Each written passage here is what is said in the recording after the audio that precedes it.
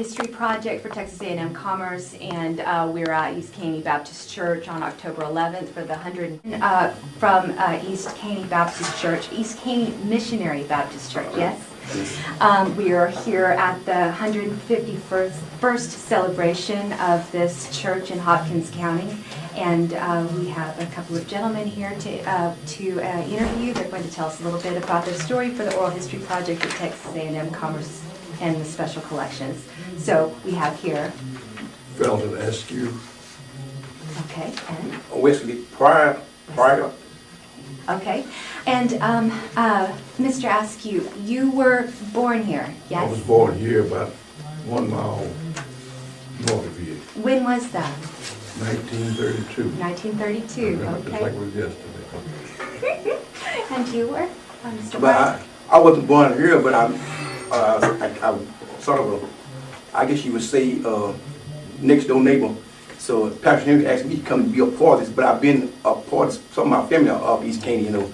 So I know right smart about East Caney. Okay. Actually, I know more about East Caney than some of them people that live here. And so I knew a lot of people that went to church here, pastor, and nearly everybody around here is affiliated with this community. Okay, and you were born in what town? I'm born in Sulphur Springs. Sulphur Springs, Yeah, okay, yeah. okay. So, And this is not part of Sulphur Springs, it's just adjacent to? This all part of Okay. Sulphur Springs. We consider it as Sulphur Springs, you know, and where the community I live, we consider Sulphur Springs to all surrounding areas. Okay, Maybe I can explain it. Sulphur Springs, people, they're in the city, and they have a lot of communities around. That's it.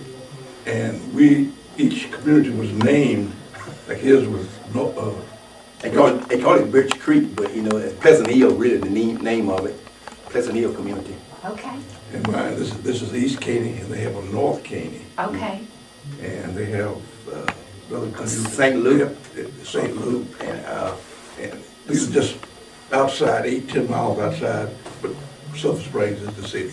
Okay, okay. Well, what is it that brings these smaller communities together to become named and I think what it was a long time ago, and they farmed around in these different communities, and like it rained maybe in East Caney, and they couldn't get the crops out, so they had that's when they put a church down here, where they all would go to church here. Maybe the community I live in up there, it was dry or something, so at a certain time they get the crops out. So that's why they had each one had a church in each community, you know, where they all done things a little bit different, you know, because they all couldn't get off school. So they had a school down in East Caney one time. At Pleasant Hill, they had school. So I think they done all that what they could, all communicate with one another. Mm-hmm. But we all was affiliated once we all started with church, we all affiliated with one another. okay, okay, That's why. okay. And another thing too, the transportation. People didn't go very far to get married. Just go as far as they could. And people out of East Caney, they married them on people in East Caney. That's right. Until they began to get transportation, then they would go across town. So what was transportation like in the early days when we were actually being spread beyond the local churches? Horses, Horses. wagons, and very few cars. There was a few people in the black community had cars, but mostly just wagons. When do you remember the first cars appearing in your community?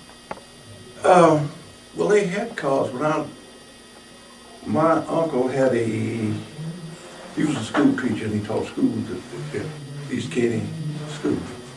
He had a car. And there was another gentleman that had a car, Charlie Lee, and that uncle it was maybe 5 or 6 cars in the community. Did the community members with cars do a lot of carrying people about, or was? With the wagons. Basically, they didn't have too many cars at a particular time was because it was all dirt road, muddy. So people didn't drive very much because they couldn't make the Even road. if they had the cars, okay. If they had the car, they didn't go very much because they couldn't make a lot of hills. People telling me in my community, they call if somebody lived there, that community, such a hill, they name a hill after that man. You can't give such a hill. And around here too, there's a lot of sand too in the summertime. Sand, you couldn't hardly go up here with sand. So that's why they didn't have very many cars in this community. You could drive miles and miles with no hard top roads. So where would the gas station be? Local? Local. In town. All the way in Silver Spring? All the way. Okay. The gas is so cheap. It's so cheap, like you tell me, I'm a nickel a gallon. What is that? Something like that. I don't really. I heard my I dad never say buy it. my dad said like a nickel a gallon, so people would ride with you. He said his dad put in a dime worth and he would drive all that gas out. 10 cents worth of gas. Yep, yep. I bought gas yesterday. So you were born here in 1932. You remember it like it was yesterday. So what was life like when you were very young? Were your parents were here, had been here for many generations, or? Well, my grandmother, she was born and raised right in this area. My grandfather is not really sure where he came from. Interesting. He just came in the community, and he was of mixed race. But no one they know about where he came from. But he came in here with no relatives or anything. Was this a scandal? Oh, no. No. Okay, yeah. No, it was.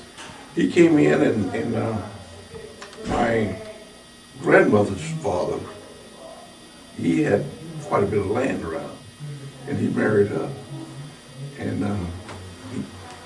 she had a sister, and that father owned. It must have been. Well, they gave each daughter a half section of land. Oh, okay. And then my grandmother gave all my uncles and aunties their share. My daddy received 38 acres, I believe, was his share. Mm-hmm. And it just came on down to that. Okay. But my dad died when I was 7 years old, but I remember that because we was going to school right over here. We walked home. But before that, we just worked, farmed, and we raised mostly everything we ate. Well, wait, go ahead. We raised the pigs. Okay. We fed the pigs, and we made the lard. It wasn't short, it was a lard. You probably don't know what it is, do you? That's the fat. Same thing you get from bacon when you fry it, it greases. But we would have the hogs fat enough to where it, and they would put it in a pot. They'd cut all the fat off, put it in a pot, and they'd cook it till the grease got off.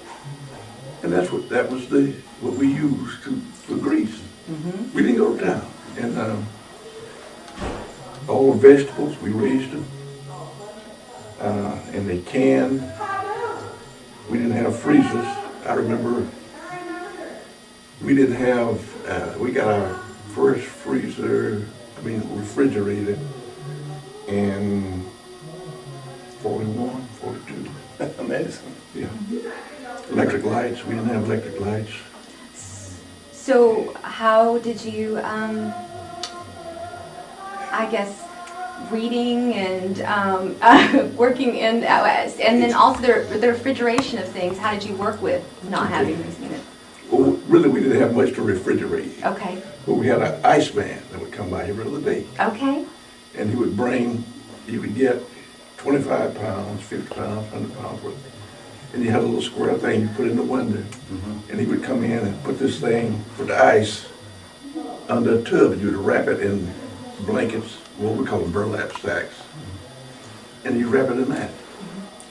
And if you had a piece of fresh meat, you put that in the thing you had to keep. And we had a well that sometimes we put it down, put it in a bucket, let it down in the well to keep it cool. But we didn't go out shipping, we didn't drink ice water. Similar. I know my dad, he might be a year or so older than me, and we killed all, I still remember this, because we had done this maybe 15 years ago, we still used to do it. He passed away. But my mother is 82. She still cans that today at 82 years old. And like I said, and my dad always taught us in grandparents, a pig, a hog, we call him when he get big, a hog. But he's a pig when he's down here. So they didn't believe in it. He's saying, well, no, you don't throw away nothing on a pig when you kill him. They took his hoof, we call his fingernail. They made tea out of it, his hoof. And they took it like either boy hog, they call it tallow. They cut that out and they boiled it, got the grease out, putting medicine on you. And they took his hair and put it around in the garden for arched potatoes for fertilizer. So you don't, and they take his hog, what you call they call it make that now hog head cheese.